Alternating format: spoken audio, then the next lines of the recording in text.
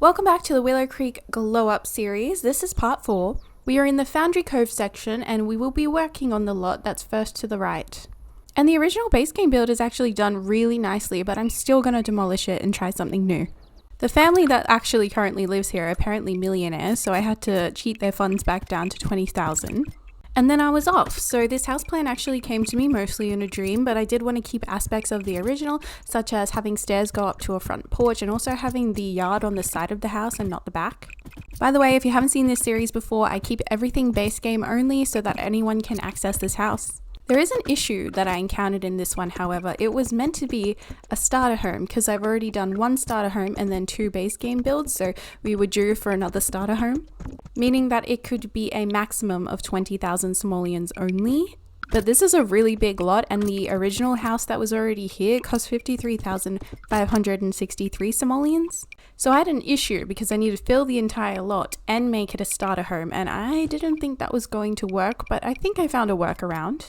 So I make the initial build a starter home, but a starter home that you would expect in real life where it's not fully furnished. The floors are done, the walls are done, the kitchens and bathrooms are done, but there's no bedrooms or anything like that. Which is very similar to real life. If you were to move out of your parents' home or something, you don't have a lot of furniture, so you're just expected to get it as you go.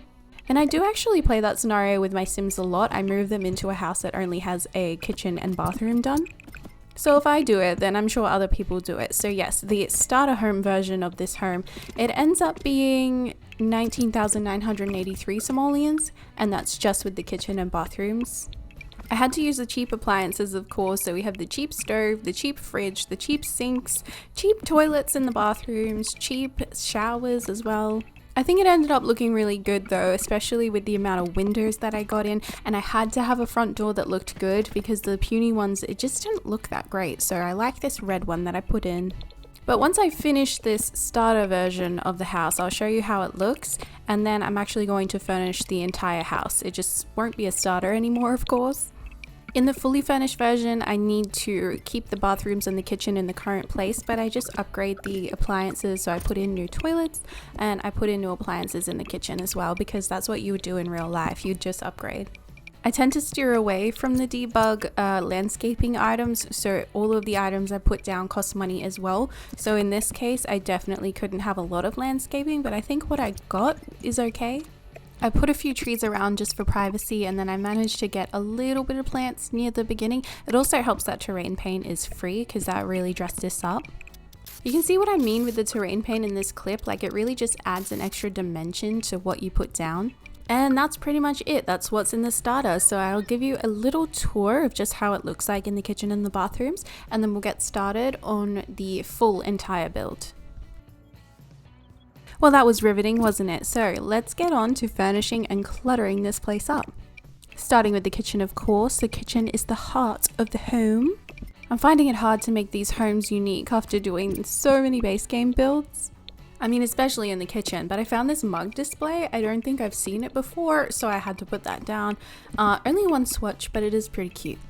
I have such a confliction when it comes to colors. Like, I really like the green, the light green in the dining chairs, but then it doesn't really match anything else in the room. So I'm like, oh, do I need to change other things to make them green? Do I need to put more green items down? I don't know. It stresses me out. That's why I think I generally keep things more modern and neutral toned, and I think that's why, because I just don't know where to put the colors. I'm not an interior designer. I don't know how these things work, so I'm trying my best. Oh, another thing that always gets me too is like, well, I put green in the kitchen, so I should probably do green in the lounge room, and then I should probably do green in the bedrooms. And it's like, no, you can have different individual personalities everywhere. You don't need to do that, and I need to remind myself of that sometimes. I mean, if you have any like handy hints for me, please put a comment below and just let me know and I'll try it out. I forgot to mention, but I did give the family their $1 million back. They must have won the lotto or something because they're just randoms. I've played this game way too long. I don't think there's any original people unless they keep getting resurrected. You know how some people do that, like Sanvi from high school years? Anyway, so I think these people are like total randoms. So yes, I think they must have won the lotto, and I mean, lucky for them. But yeah, I gave their $1 million back just so I could like furnish the home, and then they can live ravishly. Once the house is done, it costs 103,957 simoleons. So almost exactly 50,000 simoleons more than the original home, or the original price on the original home. And I could have added more. I was just kind of lazy at the end because I was like, I've been doing this for like 2 hours. I'm kind of done. Some people post their work in progress builds on like Facebook pages that I follow, and some of them are like, hey, here's my build, you know, work in progress, whatever. I've been working on it for like 2 weeks. I'm like, whoa. And of course it looks beautiful and it's like super duper detailed, and they've got terrain like lifted and everything. They've got legs. Somehow it looks like magic is coming out of it. But 2 weeks for a build to me is absolutely insane. And then what do you do afterwards? Because usually with my builds, I don't even play with them, or I might play with them like later down the track or something. But like, do you just use that forever then because it took you so long? But honestly, if you're one of the builders that can do that, I tip my hat off to you, and I think I will give it a try at some point. Anyways, while I was yapping my head off, I had just furnished all 3 bedrooms. So downstairs we have a very pink bedroom for, I imagine, a teenage girl. Upstairs, a toddler's bedroom, and then we have the main bedroom as well. And now I'm just working on the yard. Unfortunately, the base game doesn't have very exciting things to put outside, so I've just put down the monkey bars and the garden beds. I should have done a pool now that I think about it, because it would have fit this yard really well. I mean, we have a fountain. It's close enough, right? We're about 10 seconds away from the tour, so I just want to say a quick thank you very much for watching. You only have one more house to do in Foundry Cove, and that is it. So I will see you in the next one. Bye!